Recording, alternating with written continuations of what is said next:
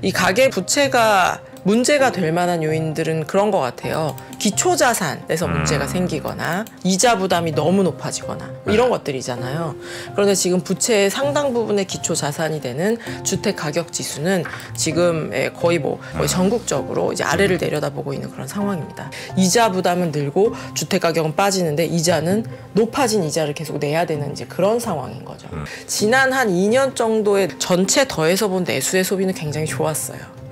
저희 백화점에 가서 줄 서고 달려가고 매진되고 사려고 기다리고 그런 거를 우리가 뉴스로 흔히 전해 들었잖아요. 그런데 이렇게 저렇게 더해서 봐도 이 이자가 빠르게 내려오지는 못할 수 있다라는 점, 이런 점들을 더해서 봤을 때는 내수는 굉장히 오랫동안 우리가 긴 터널을 좀 맞이하게 될 수도 있겠구나.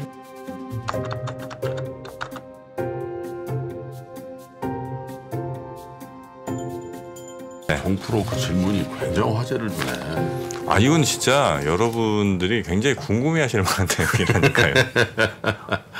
한 6시간 동안 제가 24시간 있어야 된다는 얘기 한 적 없어요. 근데 일단 오버나이트 해야 된다는 거지. 그러니까 오버나이트 하고 아침에 뺐다가 내가 다른 데서 굴리고 오후 3시까지 넣어놓으면 되잖아요. 그렇지. 너 뭘로 굴리냐고. 그냥 그건 제가 알아서 한다고 몇 번 말씀드려요. 그거 제가 알아서 굴릴게. 그 시간에 필요한 사람들도 있을 거 아니에요. 초단타로 저는 굴려서 이자는 이자대로 먹고 그다음에 그 굴린 이익은 또 이익대로 취하겠다. 이게 정프로의 전략입니다. 자, 제 전략에 감탄하고 계신 우리 김효진 연구위원님 모시겠습니다. 어서 오십시오. 네, 안녕하세요. KB증권 김효진입니다. 네. 많이 감탄하신 것 같습니다. 저 막 이렇게 대기하면서 무릎을 탁 쳤어요. 네. 그렇죠? 네, 그럼요. 이런 게 바로 그 미국의 선진금융들이 지금 이렇게 발달한 이유입니다. 그 빈틈을 찾아내는 거거든요. 진정한 전략가. 고맙습니다. 네. 스트래티. 네. 자, 오늘은 우리 가계부채 얘기를 좀 해주십니까? 네, 앞에 이제 저희 권순우 취재팀장님부터 해가지고 부동산 관련된 부실이라고 부동산 관련된 파열음이죠. 그런 것들이 이제 증권사로 혹은 이제 레고랜드로 이렇게 좀 확대되고 있고 그런 것들이 조금 엄중하게 봐야 될 것 같다라는 이야기를 드렸고 저도 이제 아침에 일어나서 출근 준비를 하면서 이제 권순우 이사님 얼굴을 화면으로 뵀는데 웃은 게 하나 없이 너무 진지하게 하셔가지고 어디 저승 갔다 오신 줄 알았어요. 조금 오늘 방송이 전반적으로 무겁게 느껴지실 수도 있을 것 같아요. 왜냐하면 저 가계부채를 가지고 왔거든요. 네, 가계부채를 가지고 왔는데 지금 기업부채 얘기 많이 나왔었는데 이제 가계부채, 정부부채, 가계부채 부채 3종 세트구나. 그래서 뭐 이렇게 장도 좀 힘든데 뭐 이렇게 계속 나와서 안 좋다는 얘기를 해라고 생각하실 수 있을 것 같아요. 저는. 네, 저는 오늘 그래서 이게 좋다, 뭐 괜찮아요, 안 괜찮아요라기보다는 숫자들을 한 번씩 좀 짚어드리자라는 의미로 사실은 자료를 준비를 해가지고 왔습니다. 그래서 차분한 내용은 아니지만 한번 같이 차분하게 한번 보시죠. 일단은 한국의 가계부채 많은 거는 이제 어제 오늘 일은 아닌 것 같습니다. 제 기억이 나는데 제가 그 여의도에 2004년도에 입사를 해서 왔거든요. 2005년도인가 2006년도에 저희 팀장님이랑 같이 가계부채 위험과 관련된 보고서를 썼던 게 기억이 나요. 그래서 이게 벌써 한 5, 6년 전이잖아요. 그래서 그때부터 사실은 한국의 가계부채에 대해서는 너무 많다, 위험하다, 제도를 이렇게 바꾸자, 저렇게 바꾸자라는 논의들이 계속 있었어요. 그래서 좀 괜찮아졌으면 되게 다행일 것 같은데 사실은 한국의 가계부채는 이렇게 봐도 저렇게 봐도 다른 국가 대비해서도 사실은 굉장히 높은 편입니다. 한국의 보고서를 굉장히 이제 많이 이렇게 작성을 해보면은 대부분 중간에 와요. 그러니까 이게 아주 좋은 쪽도 아니고 아주 나쁜 쪽도 아니고 중상 정도의 느낌에 항상 있었어요. 이제 가계부채만큼은 가장 이제 부담이 높은 상황인 거고 지금 이제 주식 투자를 그래도 많이 하시는 분들이 이 방송을 여전히 많이 보고 계실 거라고 생각이 드는데 이 보고서를 제 최근에 낸 보고서를 오늘 내용을 가지고 온 건데 보고서를 쓰다 보니까 저희가 그동안 미국 얘기만 너무 많이 했더라고요.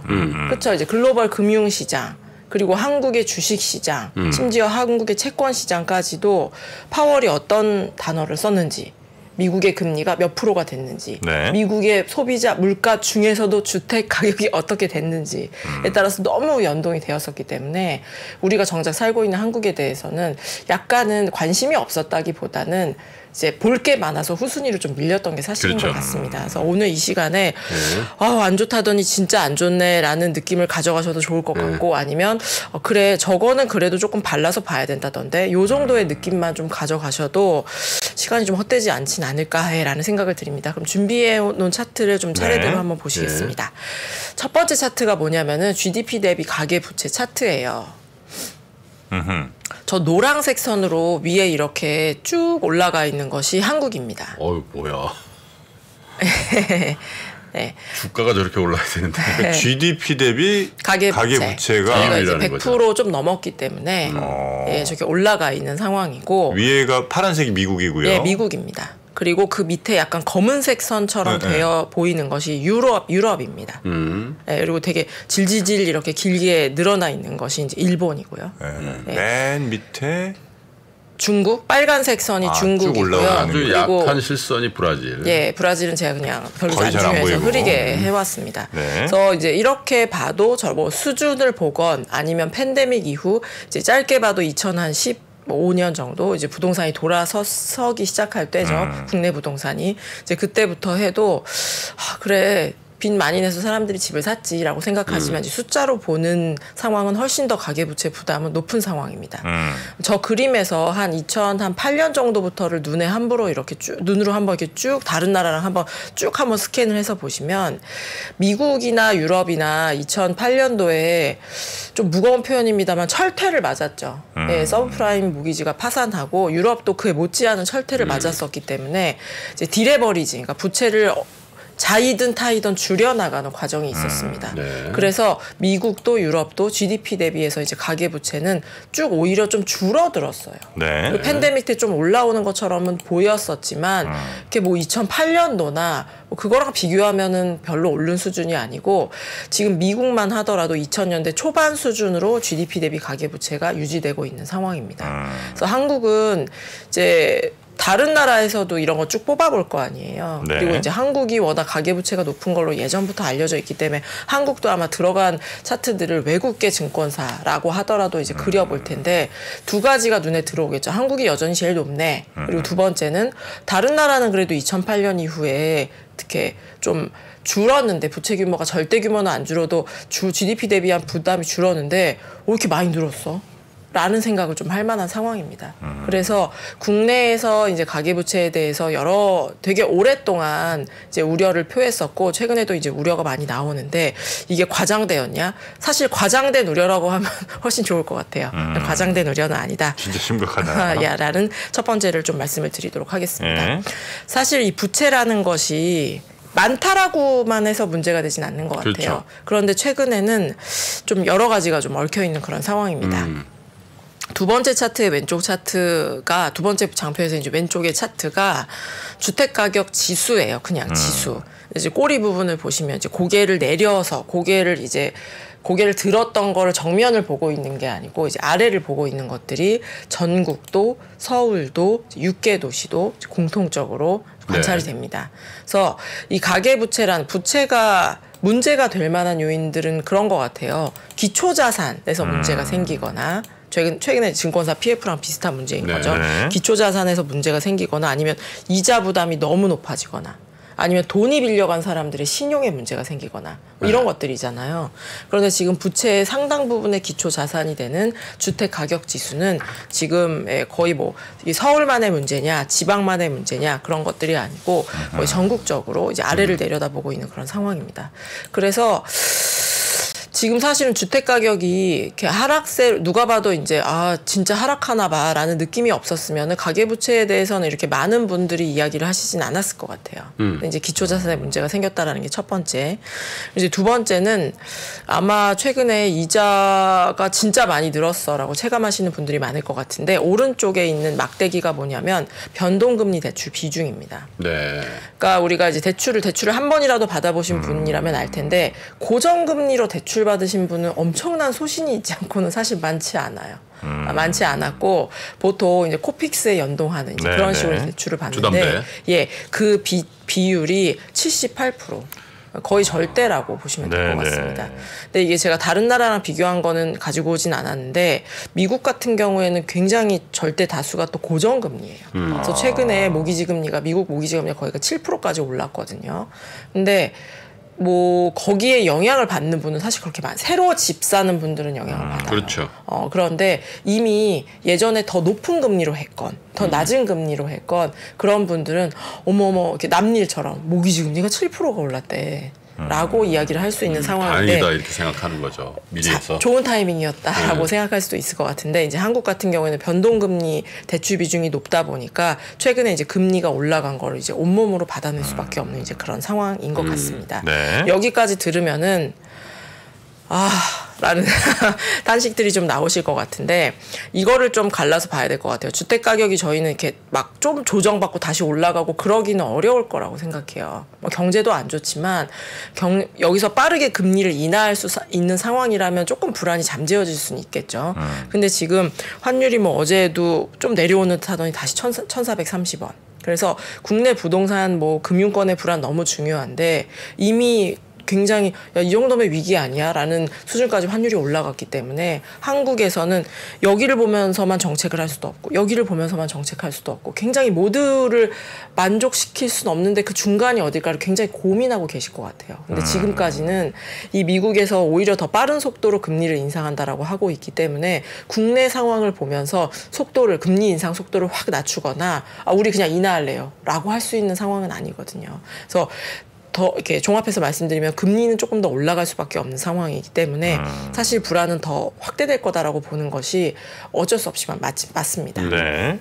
맞고 그러면 가계부채 부담이 그냥 이제 몇 분의 고통으로 끝날 것이냐 아니면 한국의 가계부채가 가장 취약한 고리로 지금까지 꼽혔었는데 이게 한국 경제에 정말로 한국 경제를 다 집어삼킬 만한 위기로 올 것이냐 그거는 몇 개 데이터를 제가 좀 업데이트 드리고 싶어요.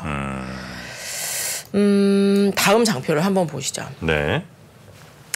이게 빌려간 사람 입장에서는 내가 10억에서 주택 가격이 15억으로 오를 거다라는 기대를 안고 샀는데 주택 가격은 뭐 똔똔이거나 하락하고 있는 상황이고 이자 부담은 올라가고 있는 상황이기 때문에 좋은 게 하나도 없습니다. 이게 무슨 그래프인 거예요, 이게? 네, 되게 복잡하죠. 제가 설명을 드릴게요. 네. 이거는 전체 돈을 빌려준 사람의 입장인 거예요. 은행 입장.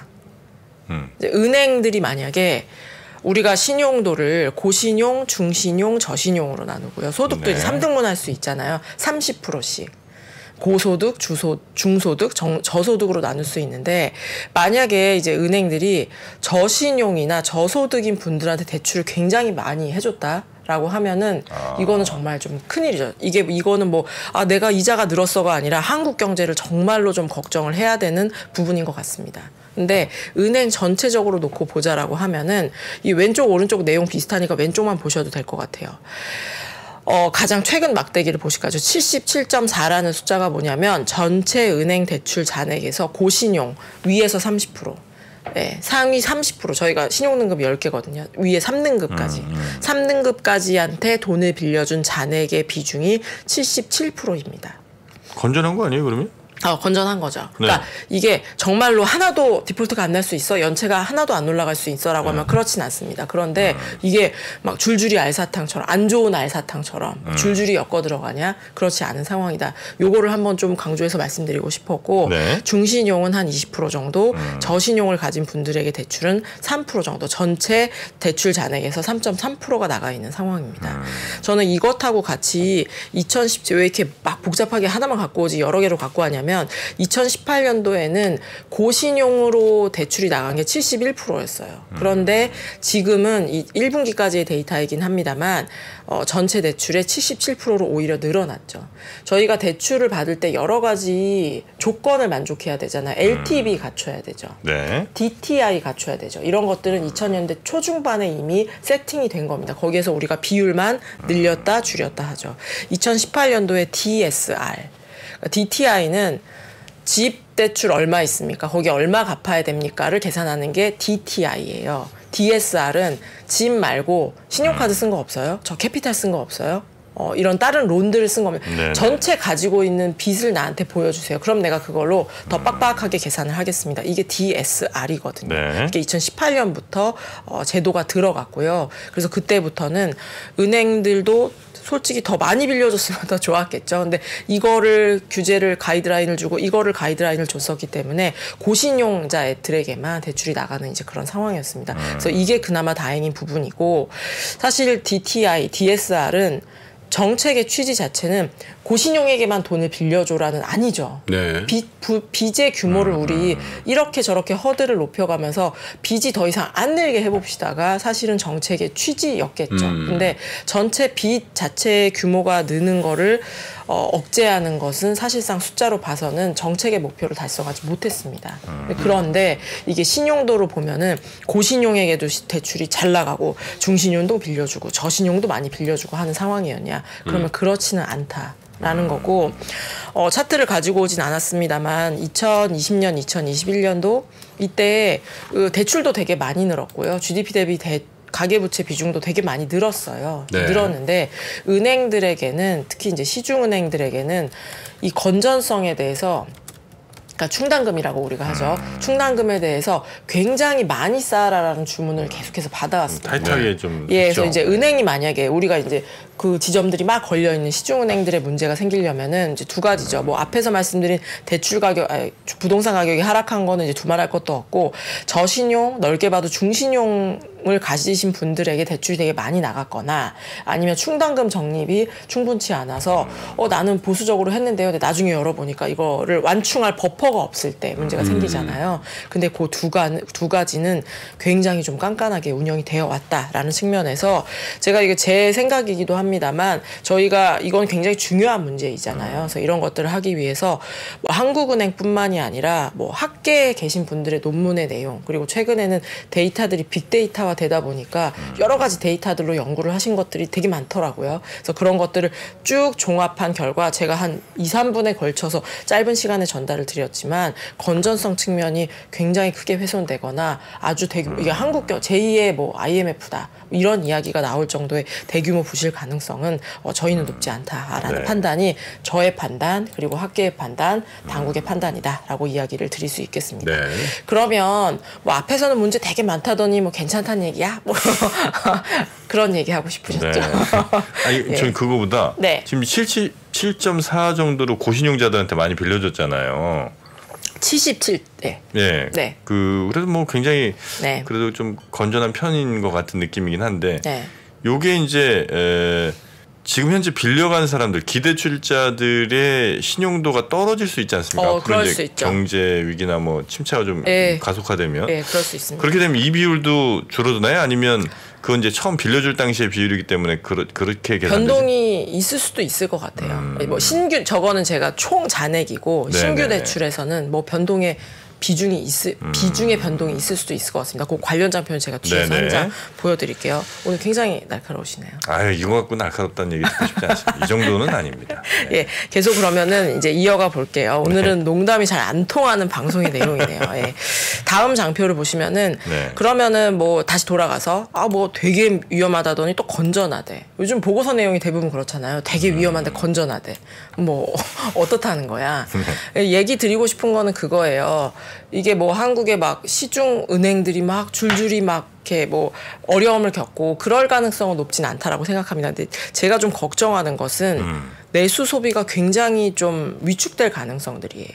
내수 소비가 위축될 예, 가능성. 내수 소비가 위축될 가능성. 근데 이제 아마 두 프로님들 응답이 좀 없으셨던 것이 뭐 이렇게 내수 소비가 그렇게 좋았던 적이 있어. 한국은 이제 수출이지 내수가 굉장히 중요하지 않았었기 때문에 내수는 뭐 이렇게 생각하실 수도 있을 것 같습니다. 네. 근데 지난 한 2년 정도의 내수 경기는 굉장히 어려움을 겪으신 자영업자분들도 많으실 텐데 전체 더해서 본 내수의 소비는 굉장히 좋았어요. 저희 뭐 백화점에 가서 뭐 줄 서고 달려가고 그리고 뭐 매진되고 네. 살려고 기다리고 예 그런 거를 우리가 뉴스로 흔히 전해 들었잖아요. 그래서 그런 게 다 더해진 것이 뭐 GDP든 통계청에서 발표하는 소비 데이터잖아요. 그래서 사실 지난 2, 3년 동안은 소비가 굉장히 좋았단 말이에요. 주식도 거기에 반응한 주식들이 있었을 거고요. 그런데 이렇게 저렇게 더해서 봐도 소비는 이게 뭐 그냥 소비가 뭐 우리가 뭐 엄청 좋은 적이 없었겠지라고 하고 넘어갈 수준은 조금 아닌 것 같습니다. 이 4페이지의 차트가 뭐냐면은 제가 가게들이 내는 이자를 한번 다 더해서 추정을 해봤어요. 우리가 팬데믹 이전에 가게들이 빚을 내서 그걸 이자를 얼마나 냈는지를 계산을 해보니까 40조 정도였어요. 그것도 좀 작지는 않죠. 40조 정도였었는데 저 맨 끝에 이렇게 올라간 게 아마 눈으로 보이실 겁니다. 지금 4분기 기준으로 하면은 75조 원입니다. 거의 2배예요. 그러니까 금리 이자 많이들 내시잖아요. 4분기입니까 아니면 상반기입니까? 정확히는 3분기까지입니다. 3분기? 네. 그럼 저건 엄청 올라가겠네요 앞으로. 지금 더 올라가겠네 지금.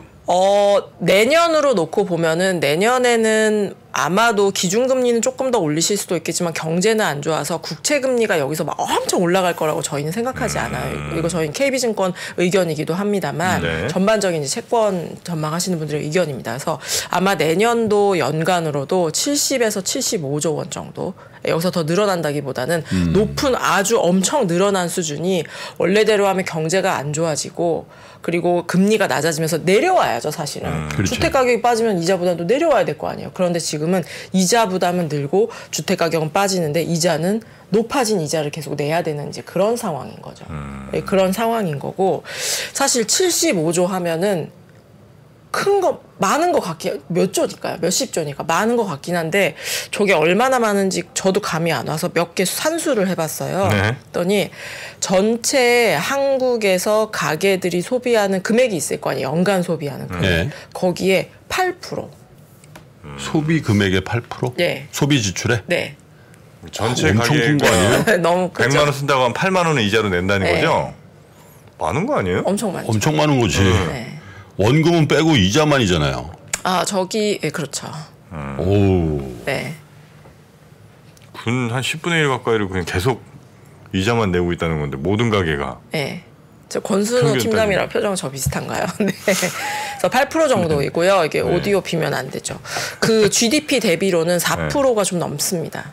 그러니까 우리가 이거는 뭐 명목 데이터들이긴 합니다만 올해 아마 2.5% 정도 성장을 해요. 한국 성장률이. 내년에는 조금 이견이 있는데 경제가 안 좋으니까 1% 중반일 것 같습니다. 아니면은 이제 뭐 KDI나 한국은행 같은 데서는 그래도 2% 정도는 하지 않겠습니까? 어떤 숫자를 대입한다고 하더라도 한 해 성장이 이제 2% 정도인데 내년에 GDP 대비해서 가계 이제 부채가 뭐 4% 이자를 내야 되는 그런 상황들 그렇다라고 한다면 사실은 조금 굉장히 어깨가 무겁죠. 굉장히 어깨가 무겁고 제가 그래서 내수 소비가 굉장히 안 좋을 것 같습니다는 이게 뭐 내년 상반기에는 되게 안 좋을 것 같고요. 그 이후부터는 그래도 조금 실마리가 풀릴 것 같습니다. 이제 이런 식으로 이야기를 드리고 황급히 마무리하면 좋을 것 같은데 이 이자가 빠르게 내려오지는 못할 수 있다라는 점 그리고 뭐 이런 점들을 더해서 봤을 때는 내수는 굉장히 오랫동안 우리가 긴 터널을 좀 맞이하게 될 수도 있겠구나 이제라는 생각을 좀 다시 한번 말씀드려야지 될 것 같습니다. 앞에서 이제 정프로님이 이게 신용도가 달라지면은 저것도 달라질 수 있는 거 아닙니까?라고 이야기를 주셨는데 이 차트를 한번 같이 보시면 좋을 것 같아요. 6페이지 왼쪽 차트가 뭐냐면 저도 저 차트를 그리고서는 저는 사실 개인적으로 살짝 부끄러운 마음이 들었었는데 미국 고용은 매월 업데이트를 해드리고 제가 한국 고용은 거의 업데이트를 안 해드렸었더라고요. 왼쪽이 연간 한국의 취업자 수 증감입니다. 한국 경제가 뭐 그냥 그럴 때 한 30만 명 정도 한 해에 취업자가 늘어요. 근데 팬데믹 때 이제 줄었었고 2021년 때 회복을 하고 올해는 사실은 리오프닝이 조금 더 본격화됐었고요. 뭐 상반기까지지만 수출도 그럭저럭 되고 이제 경제가 좀 돌아서는 모습들이 나타났었기 때문에 올해 취업자 수가 무려 74만 명이나 늘었었어요. 73. 저게 이제 정부 정책으로 고령층의 이제 고용들도 들어 있습니다. 그래서 74만 명이나 고용이 늘었는데 내년에는 한국은행에서 어떤 전망을 했냐면 고용이 14만 명 늘 것 같습니다. 라는 전망을 했고 아마 이제 아마 제 기억에는 8월에 내신 전망을 저희가 차용을 했는데 경제에 대한 환경이 조금 더 악화되고 있기 때문에 저 숫자들은 조금 더 내려올 가능성들이 있죠. 그러면 이게 고용이 굉장히 조금 안 좋아지는 그림들 그리고 고용이 줄 수는 없고 경기 침체라는데 고용 줄 수도 있지 않아요? 줄 수도 있습니다. 그러면 이제 빚을 빌려가신 분들의 신용도에도 변화가 생기고 사실 신용도보다도 우리 다 이제 많은 이제 직장인 분들이 이 방송 많이 들으실 것 같은데 네. 월급이 그래도 월급이 왜 이렇게 적지? 그래도 100만 원씩 매달 나오면 그 안에서 이렇게 운영이 되죠. 그럼 이자 먼저 어쩔 수 없잖아요. 이자 내고 나머지는 여기서 줄여보고 저기서 줄여보고 가계부를 우리가 이렇게 작성을 하잖아요. 근데 만약에 이제 월급이 없어지거나 그렇다라고 한다면 이건 운영이 좀 되지 않습니다. 네. 네, 그래서 상황은 좀 좋지 않고 오른쪽 차트를 한번 봐주시자면은 제가 미국에서는 이런 차트를 좀 보여드렸었어요. 미국에서 뭐 몇 프로 정도가 감원이 됐었는데 지금 뭐 몇 프로 채웠습니다. 근데 한국은 이미 코로나19 때 저희도 이제 실직하신 분들이 많았죠. 근데 그거를 작년 하반기에 이미 총량으로 보면은 네, 일자리로 못 돌아가신 분들도 있지만 총량으로 보면 다 채운 상황이고요. 네. 그거를 넘어서서 지금은 팬데믹 이전보다 3% 정도 많은 수의 고용을 하고 있는 상황입니다. 그래서 요즘 뭐 좋은 분들 구하지 못하는, 그러니까 모시지 못하는 해서 발 동동 구리는 사장님도 있으실 거고 여러 가지가 이제 섞여 있을 텐데 지금 전체 경제를 더해놓고 보자면은 아직도 빈자리가 되게 많냐.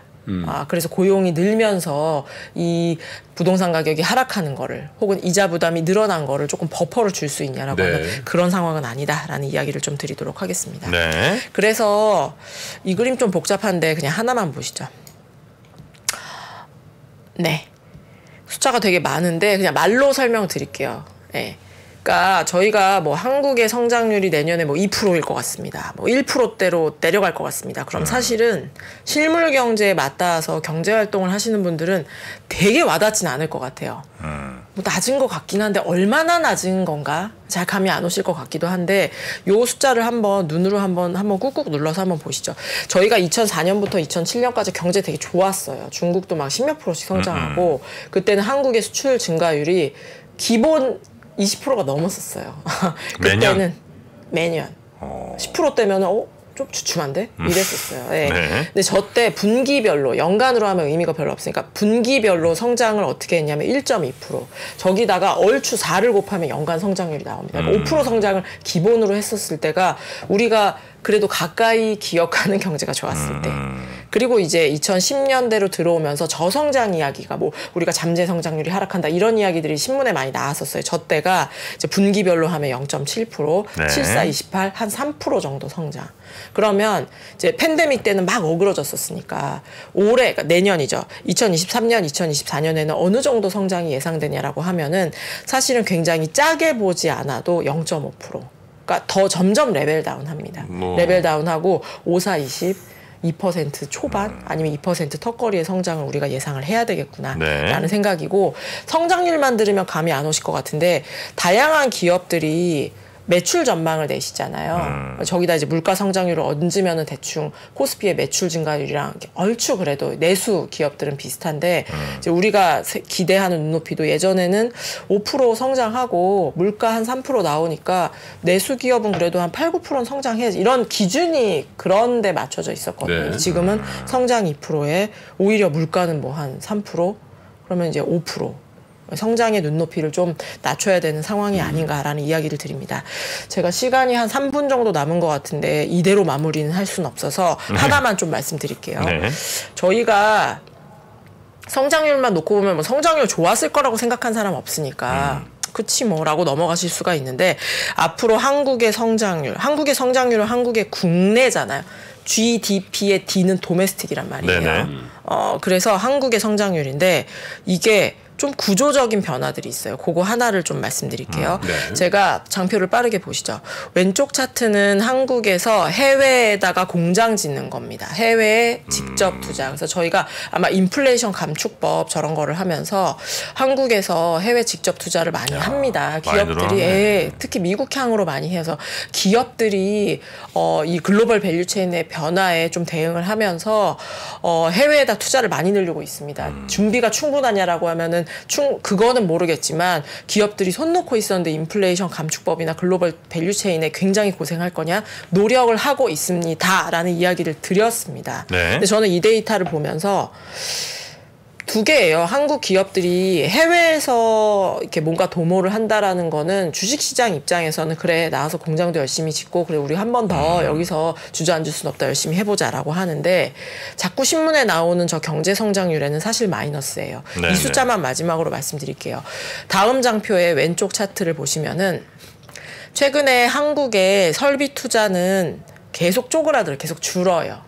계속 줄고 해외는 늘잖아요. 그러니까 한국의 기업들이 어쩔 수 없이 이거는 뭐 한국이 안 좋고 해외가 좋아서 그렇게 투자하는 거 아니잖아요. 그래서 공장 짓는 거 아니고 달라진 경영 환경에 따라서 전략을 달리하는 것인데 국내 설비 투자 대비해서 해외에다 공장 짓는 게 비율을 계산해 보니까 저게 2000년대에는 5%밖에 안 됐고요. 2010년도로 와도 한 9%, 10% 정도였어요. 최근에는 무려 16%까지 올라갔습니다. 그러니까 국내에도 공장 짓고 해외에도 공장 짓고 이러면 좋죠.